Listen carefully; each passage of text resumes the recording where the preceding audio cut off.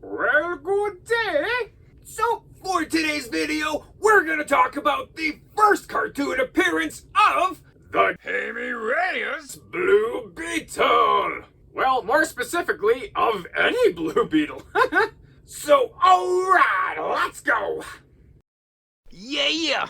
So we start off with a really big Batman fan named Jaime Reyes, as he and his buddy Paco are watching the news where Batman and the Green Arrow are beating the crap out of the Clock King. And to which, of course, the good guys win! Jaime is also talking with Paco about how awesome it would be to be an actual superhero. You know, you can fight alongside Batman and save the day. Like, wouldn't that be awesome? Which, yes, of course it would be, but realistically, that's nothing more than an enthusiastic pipe dream, right? Well, yes and no, because later Batman shows up at Jaime's house and he needs Jaime's help.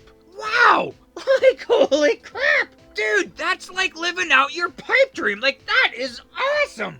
And like, wow, Batman knows you and like you're friends with him? Holy jeez, no wonder you're such a big fan of the guy. And just like that, Jaime has some alien-type armor transmorph over top of him as he transforms into the Blue Beetle. And man, like that beetle suit looks pretty freaking awesome. So the two heroes fly up into space to stop a meteor from hitting the Justice League headquarters space station. You know, it's actually worse than that. If a meteor is flying towards something in orbit of Earth, it's actually more so flying towards Earth. So really, as awesome as the Justice League headquarters in space is, sounds like Earth itself is in more danger. But I digress. Batman actually chose the Blue Beetle for this mission because Batsy thinks this mission should go pretty quick and easy. And also considering like the Blue Beetle just got this new fancy suit not that long ago, he's still learning its capabilities and trying to be a superhero at the same time, so Batman figures this would be a really good learning lesson for the kid. Unfortunately, the Beetle suit has a mind of its own. It just flies away, completely defying Batman's orders. Okay, suit, I'm just gonna give you a quick little lesson of how things are. If Batman tells you to do something or not do something, you just follow orders, okay? But nay, this thing just takes off. Worse yet, it opens up a portal in space, and the two heroes are sucked into it. Yeah, suit. Geez, hey, that's really gonna impress Batman there. Oh no, a meteor is coming towards us. Let's literally leave this dimension. Like, holy crap, eh? So Batman and the Blue Beetle land on some random alien planet where there is an attack on the local people. The villainous Kenjaro and his goons have kidnapped a bunch of the local people. These people are the cute, adorable, and squishy Gibble people. After Kenjaro and his crew leave, we find out that the Blue Beetle is, well, I guess was at one time, the savior of the squishy Gibble people. And the Gibble people hope that he will be again. They don't know that it's some different person in the suit this time, so it could be interesting. However, so revered is this Blue Beetle that the Gibbles even think that Batman is the Blue Beetle's sidekick. Whoa now. Nobody puts Batsy in the corner. But, you know, it's all good. In fact, Batman thinks this is pretty awesome. This should be a pretty fantastic learning experience for the Blue Beetle. These people need a leader, you know, someone to believe in. And the Blue Beetle needs leadership experience, you know, so it's a win-win. But even with that, Batman does his best impersonation of Cyrano de Bergerac, and he kind of guides the Blue Beetle on what to say and do. For example, leading the Gibble people in an attack against Kenjaro to free their kidnapped brethren. To which they do just that. Which, really, eh? There was no training montage on these Gibbles learning how to fight. In fact, they don't even want to fight. And their weapons are completely useless to the point that they are falling apart. But yeah, let's go attack this guy who overpowers us. You know, kind of like jumping headfirst into the deep end, and we'll figure out the rest of the plan as we're drowning. But they're not drowning, they're actually kind of swimming. The Blue Beetle is able to inspire these Gibble people to fight, and fight they do! And they're actually kind of winning. Also, the Blue Beetle is going one-on-one against Kenjaro, and is starting to learn what this suit can do for him. Whatever weapon he thinks of, this suit produces, and he easily defeats Kenjaro. Well, for a short spell anyway. Unfortunately, with his first victory, the Blue Beetle is intensely overconfident in himself as he goes for round 2 against Kenjaro, but unfortunately, Kenny has the Gamma Gong. The what? The Gamma Gong! You know, the thing that produces sound waves to completely disrupt the Blue Beetle suit. That's what! Worse yet, with this Gamma Gong, Kenjaro is able to remove the scarab from Jaime's body, where Ken turns himself into the new Blue Beetle.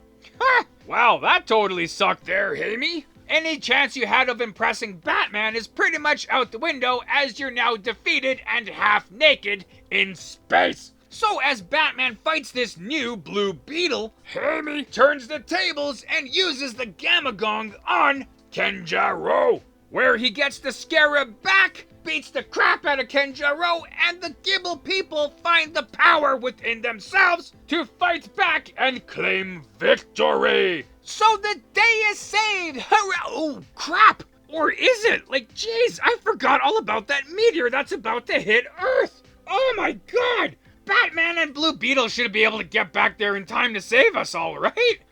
Right? Well, Batman's involved, so I'm sure we'll be fine. And with that, that is the end of this, Blue Tail! Yeah, man. So, like, man, that was a pretty awesome little cartoon. A pretty awesome Batman series, actually. Always good to see Batsy, and it's always really awesome to see a character that you never really see outside of the comics. Such is the case with the Blue Beetle. Indeed, hey? Jaime Reyes, you know? Which is the classic superhero trope of a teenager getting a whole bunch of powers and then really flailing while trying to learn his new powers. It happens quite a bit, you know, like I think Spider-Man would kind of fit in that category. And a bunch of others, I'm assuming, as well. Even Batman had a few bad days his first time crime fighting in Gotham. Just the way she goes. But still, it makes for a pretty good story because you never know exactly what's gonna happen. Is he gonna be able to succeed, or is his suit gonna just kind of fail him like it's done before, you know? Who knows? But, you know, in the end, of course, he gets it figured out, so things are good. One thing I do find a little funny, you know, is like with the asteroid going towards the space station. The Earth is quite populated with superpowered beings, but yet, you know, you send a guy who has no superpowers and a rookie up to stop the meteor. Like, is there nobody else available? Does this really have to be the Blue Beetle's first test mission? And yeah, sure, you know, I understand you have to get the kid out there and really test what he can do, but an asteroid potentially hitting the Earth, you know, like an extinction level event, I don't think that should probably be his first test. The margin of error on that, man, like, woo! But, you know, nonetheless, of course, it all works out, so it's all good. So if you haven't seen this episode before, I would suggest you do, and even this whole series, man, like, it's all pretty awesome. But with that, we do have some more behind-the-scenes kind of things with the Blue Beetle, with the Brave and the Bold, and all that kind of stuff going on over here. So yes, indeed, hey? A new Batman TV series! So if you didn't know, this series is based off of the classic comic book title called The Brave and the Bold, which originally debuted in 1955. A bunch of one-off stories in a comic book, originally featuring old tales like knights, Vikings, stuff like that, eventually turned into an experimental comic title for a bunch of superheroes. For example, the new Silver Age origin of Hawkman and Hawkgirl, and also for creating new experimental teams such as the Justice League and the Teen Titans. So a pretty awesome title, and each issue would feature different characters. Eventually, as Batman's popularity grew and grew, he took over this Brave and the Bold comic book. He would be the main character who would always have a team up with another character or a set of characters, which is pretty awesome, and which is the basis for this new Batman Brave and the Bold cartoon series. Also, they wanted this series to stand out against the other Batman cartoon series. Other recent Batman cartoons were, fairly dark and gritty, which is awesome, but to make this one different, they gave it a lot more light-hearted tone. More comedy was added. It was kind of more of a focus of Silver Age kind of sillier stories. Well, not purposefully silly, but sometimes they do get that way, but still having that serious edge underneath. So put that all together, boom! You have our featured episode featuring a character you don't really see a whole lot of outside of the comics. At least not prior to this featured episode. The Blue Beetle is his name, and I shall give you a quick rundown on this fantastic character.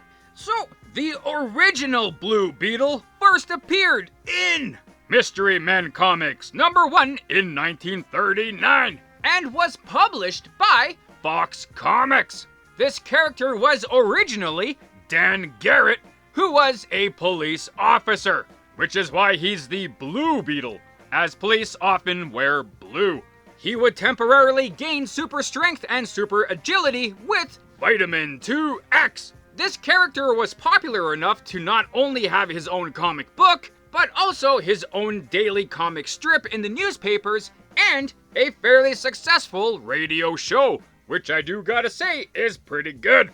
Unfortunately, Fox Comics went out of business. And with that, Charlton Comics picked up the rights to the Blue Beetle, where they altered him slightly. No longer is Dan Garrett a police officer, he is now an archaeologist, and he found a mystical scarab while digging in Egypt, which gave him superpowers. Where this new version of Blue Beetle first appeared in Blue Beetle #1 in 1964. Eventually, the mantle of Blue Beetle was passed down to Garrett's assistant, Ted Kord, who did not use the magical scarab and therefore did not have any superpowers, but he was a super genius and super athletic, so he was close, but really one of the smartest characters ever in comic books, a master engineer, chemist, biologist, and all that kind of stuff. But eventually, Charlton Comics went out of business, and DC Comics picked up the Blue Beetle character, specifically this Ted Kord version. And he made his first DC Comics appearance in Crisis on Infinite Earths #1 in 1985. The Ted Kord Blue Beetle even joined the Justice League of America. But as we all know, DC Comics really likes to change a whole lot of things with its continuity, and did exactly that with the Blue Beetle. Specifically, the Jaime Reyes version of the Blue Beetle. So the person, Jaime Reyes, first appeared in Infinite Crisis #3 in 2006. Jaime is a teenager who lives in El Paso, Texas, and where he found that mystical scarab that Dan Garrett had when he was an archaeologist. But a bit different. The original scarab that Dan Garrett had with Charlton Comics was basically Egyptian magic that gave him superpowers. And he would tap into these powers by saying the ancient Egyptian phrase, Kajada. So with the retelling of the scarab, we learn that it is actually ancient alien technology, where the scarab is alien technology created by conquering aliens known as the Reach. The scarab that Jaime uses is sentient technology and is designated Kajada. The scarab itself is essentially a portable armor that can go over the host, kind of like nanotechnology, and can essentially create any weapon that the host so chooses. It also has a mind of its own, and it can choose who it wants to bond with. For example, when it bonded with Dan Garrett, it only gave him superpowers, which, still is pretty awesome, but did not give him the armor. The Scarab also chose not to bond with Ted Kord, which meant Ted had to build his own technology. But also, the Scarab Kajada chose to fully bond with Jaime Reyes.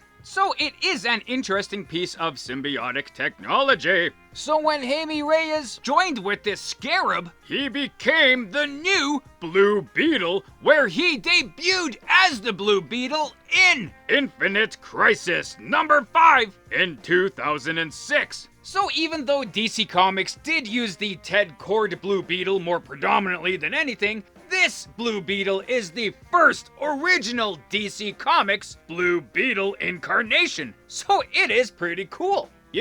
Cool seeing a character in a brand new way and basically as a new incarnation, also still keeping the legacy of this older character, which goes all the way back to the Golden Age. So hooray! And not only is it awesome that you see this version of the Blue Beetle in television and stuff like that, but he now also drags the other two versions of the Blue Beetle, and you get to see them a lot more in television and movies and stuff. So it's a win-win for everybody! But this is the first episode with the Blue Beetle. We will see the Dan Garrett and Ted Kord versions later on down the road, and with all the other new stuff with Blue Beetle, we'll get to it when we get to it. I guess I should also quickly mention that this is also the first cartoon appearance of that weapon called the Gamma Gong. It first appeared in Justice League of America number 3 in 1961. The power of the weapon is that it makes everybody freeze like a statue.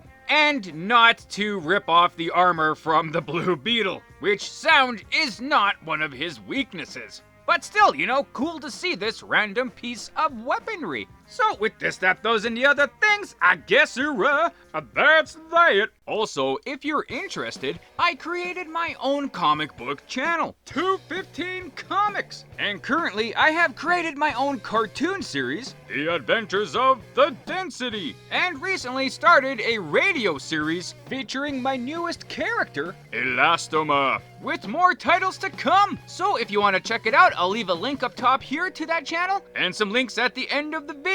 Yeah! Right on, and there you go. So thanks for watching the video. I hope you liked it as much as I did making it. Also, feel free to check out the source material that I featured in this video. And if you want to leave a comment on anything you may have liked or things I might have missed in this, feel free to do so. Or anything else, just to say hi. That's cool too. And other than that, have a great day. Thanks.